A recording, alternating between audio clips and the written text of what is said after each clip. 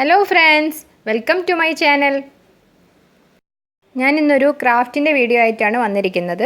ഒരു സിമ്പിളായിട്ടുള്ളൊരു ഡ്രീം ക്യാച്ചറിൻ്റെ വീഡിയോ. ഡ്രീം ക്യാച്ചർ എന്ന് പറഞ്ഞാൽ ഇപ്പോൾ വളരെ ട്രെൻഡി ആയിക്കൊണ്ടിരിക്കുകയാണ്. വളരെ പോപ്പുലറായിട്ട് എല്ലായിടത്തും നമ്മൾ കണ്ടുകൊണ്ടിരിക്കുന്നുണ്ട്. പല ഷേപ്പിലും പല ഡിസൈൻസിലും പല കളേഴ്സിലൊക്കെയാണ് നമ്മൾ കാണുന്നത്. സാധാരണ ചെയ്യുന്നതിൽ നിന്നും കുറച്ച് ഡിഫറെൻ്റ് ആയിട്ട് ഞാൻ ട്രൈ ചെയ്ത് നോക്കിയതാണ്.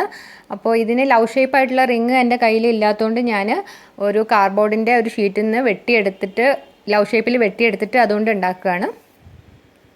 നമ്മൾ ഡ്രീം ക്യാച്ചർ ഉണ്ടാക്കാനൊക്കെ വേണ്ടിയിട്ട് കട്ട് ചെയ്യാൻ എടുക്കുന്ന സമയത്ത് കുറച്ച് കട്ടിയുള്ള കാർഡ്ബോർഡ് നോക്കിയിട്ട് എടുക്കണം. അതിൽ നമ്മൾ ഒന്ന് വരച്ചിട്ടിട്ട് ഒന്ന് കട്ട് ചെയ്തെടുത്താൽ മതി. ഇനി വൂളൻ ത്രെഡ് ഉപയോഗിച്ചിട്ടാണ് ഞാനിത് ഡ്രീം ക്യാച്ചർ ഉണ്ടാക്കാൻ പോകുന്നത്. അപ്പോൾ ആദ്യം നമ്മൾ ഒന്ന് ടൈറ്റായിട്ടൊന്ന് കെട്ടുക, 2 പ്രാവശ്യമായിട്ടൊന്ന് കെട്ടിയെടുക്കുക. എന്നാൽ നല്ലൊരു ഉറപ്പിൽ നിന്നോളുമല്ലോ. 2 പ്രാവശ്യമായിട്ട് കെട്ടിയതിൻ്റെ ശേഷം എക്സ്ട്രാ വരുന്ന ആ ത്രെഡൊന്ന് നമ്മൾ സിസേഴ്സ് ഉപയോഗിച്ചിട്ടൊന്ന് കട്ട് ചെയ്യാം. അതിനുശേഷം നമ്മൾ ഈ ത്രെഡ് ഉപയോഗിച്ചിട്ട് നന്നായിട്ടൊന്ന് റോൾ ചെയ്തിട്ടെടുക്കണം.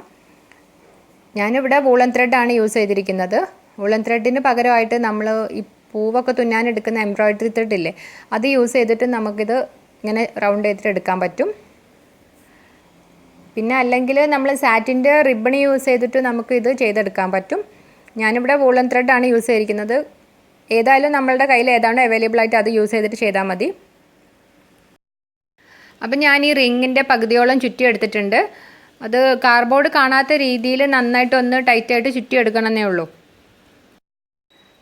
നന്നായിട്ട് ചുറ്റി കഴിഞ്ഞ ശേഷം ആ താഴെ ഭാഗം ഒന്ന് കെട്ടിയിടുകയാണ് ഞാൻ.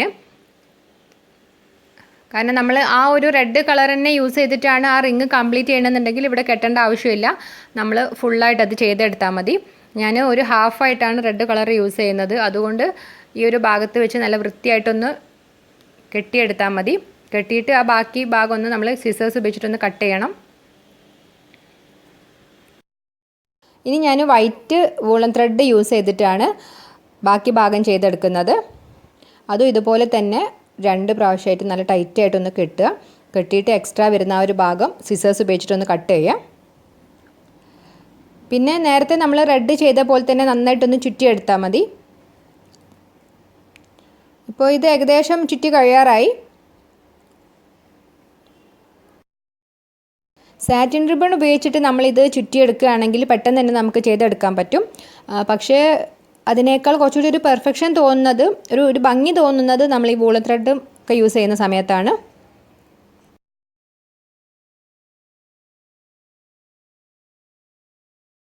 അപ്പോൾ ഇത് ഏകദേശം ചെയ്ത് കഴിഞ്ഞിട്ടുണ്ട്. എന്നിട്ട് താഴെ ഭാഗം നന്നായിട്ടൊന്ന് ടൈറ്റായിട്ടൊന്ന് കെട്ടുക. എന്നിട്ട് എക്സ്ട്രാ വരുന്ന ആ ഭാഗം ഒന്ന് സിസേഴ്സ് ഉപയോഗിച്ചിട്ടൊന്ന് കട്ട് ചെയ്താൽ മതി.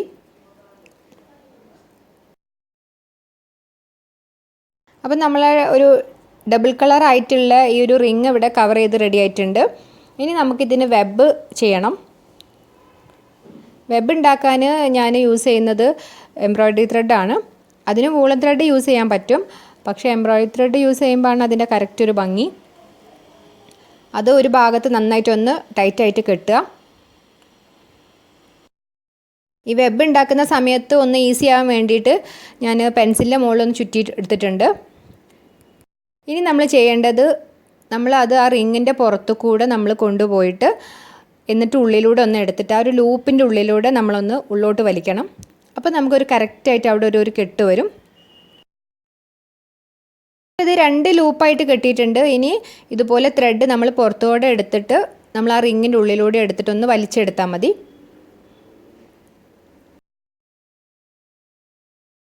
വളരെ സിമ്പിളായിട്ട് തന്നെ നമുക്ക് ചെയ്തെടുക്കാൻ പറ്റും. കണ്ടോ, അത് അങ്ങനെ എടുത്തിട്ട് കറക്റ്റായിട്ട് പുറത്തു കൂടെ എടുത്തിട്ടൊന്ന് വലിച്ച് ഒന്ന് കറക്റ്റായി ടൈറ്റ് ആക്കിയാൽ മതി. എന്നിട്ട് ഇതിൻ്റെ നേരെ ഓപ്പോസിറ്റായിട്ട് തന്നെ മറ്റേ സൈഡിലും ചെയ്തെടുക്കണം. നമ്മൾ ആദ്യം ഇത് വീവ് ചെയ്യുന്നതിൻ്റെ മുമ്പ് തന്നെ നമ്മൾ ഒരു പെൻസിലോ എന്തെങ്കിലും ഉപയോഗിച്ചിട്ട് ഇത് ഈ ഒരു റിങ്ങിനെ നമ്മൾ ഒരു 10 പാർട്ടായിട്ട് ഡിവൈഡ് ചെയ്ത് കഴിഞ്ഞാൽ പിന്നെ നമുക്ക് ആ ഭാഗം വെച്ചിട്ട് ഈ ലൂപ്പ് കെട്ടിയാൽ മതി. അപ്പം നമ്മൾ ഈ വെബിൻ്റെ ഒരു ഫസ്റ്റ് റിങ് ഫുള്ളായിട്ട് കഴിഞ്ഞിട്ടുണ്ട്. ഇനി സെക്കൻഡ് റിങ് ആണ് ചെയ്യാൻ പോകുന്നത്. നേരത്തെ ചെയ്ത് വെച്ചിട്ടുള്ള ഓരോ ലൂപ്പിൻ്റെ ഉള്ളിലൂടെയും ഇങ്ങനെ ഈ പെൻസിൽ കൊണ്ട് പുറത്തോട്ട് എടുത്താൽ മതി നൂല്. പെൻസിലായപ്പോൾ എനിക്ക് കുറച്ച് ബുദ്ധിമുട്ടായിരുന്നു, ആ ലൂപ്പിൻ്റെ ഉള്ളിലൂടെ അങ്ങോട്ട് കിട്ടുന്നില്ലായിരുന്നു. അങ്ങനെ ഞാൻ പിന്നെ ഒരു നീഡിൽ യൂസ് ചെയ്തിട്ടുണ്ട്. നീഡിലാകുമ്പോൾ ഈസി ആയിട്ട് ചെയ്തെടുക്കാൻ പറ്റും. ഇതുപോലെ ഓരോ ലൂപ്പിലൂടെ ഒന്ന് നീഡിലൂടെ പുറത്തോട്ട് ഒന്ന് എടുത്താൽ മതി. എന്നിട്ട് കറക്റ്റായിട്ടൊന്ന് വലിച്ചു കഴിയുമ്പോൾ കറക്റ്റ് ആ ഒരു ഡിസൈൻ ഫോം ചെയ്യും. ഒരു ട്രയാങ്കിളായിട്ട് ഇങ്ങനെ വരുമല്ലോ, അതായിരിക്കണം സെക്കൻഡ് റൗണ്ട്. ഇങ്ങനെ നമ്മൾ ഫുള്ളായിട്ടൊന്ന് ചെയ്തെടുക്കണം.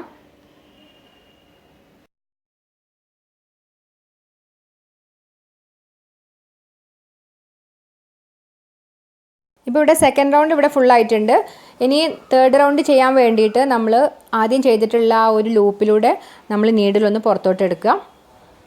എന്നിട്ട് നമ്മൾ ഈ ഓരോ ചെയ്ത് വെച്ചിട്ടുള്ള ഈ ട്രയാങ്കിളിലൂടെ സൂചി ഒന്ന് ഉള്ളോട്ട് എടുത്തിട്ട് പുറത്തോട്ട് എടുത്താൽ മതി.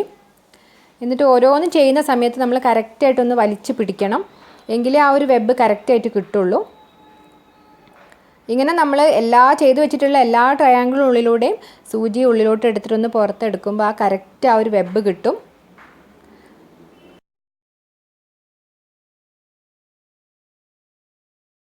ഇപ്പോൾ തേർഡ് റൗണ്ട് ഇവിടെ ഫുള്ളായിട്ടുണ്ട്. ഇനി ഇതുപോലെ നമ്മൾ എല്ലാ ട്രയാങ്കിളിലൂടെ ഇങ്ങനെ സൂചി ഉള്ളിലോട്ട് എടുത്തിട്ട് ഇങ്ങനെ പുറത്തോട്ട് വലിച്ചു കഴിഞ്ഞ് അങ്ങനെ ചെയ്ത് കഴിഞ്ഞാൽ ആ വെബ് കറക്റ്റായിട്ട് കിട്ടും. ലാസ്റ്റ് വരെ അങ്ങനെ ചെയ്യാം. നമുക്ക് എത്ര മാക്സിമം ചെയ്യാൻ പറ്റുമോ അത്രയും നമ്മളങ്ങ് ചെയ്യാം. പിന്നെ ഇതുപോലെ ഓരോന്നും ചെയ്യുന്ന സമയത്ത് നല്ല കറക്റ്റായിട്ട് ടൈറ്റായിട്ട് പിടിക്കണം, എങ്കിൽ മാത്രമേ അതൊരു പെർഫെക്റ്റ് ആയിട്ട് കിട്ടുള്ളൂ. അല്ലെങ്കിൽ എല്ലാം കൂടെ ലൂസായിട്ട് നമുക്ക് ആ ഒരു പെർഫെക്ഷൻ കിട്ടില്ല.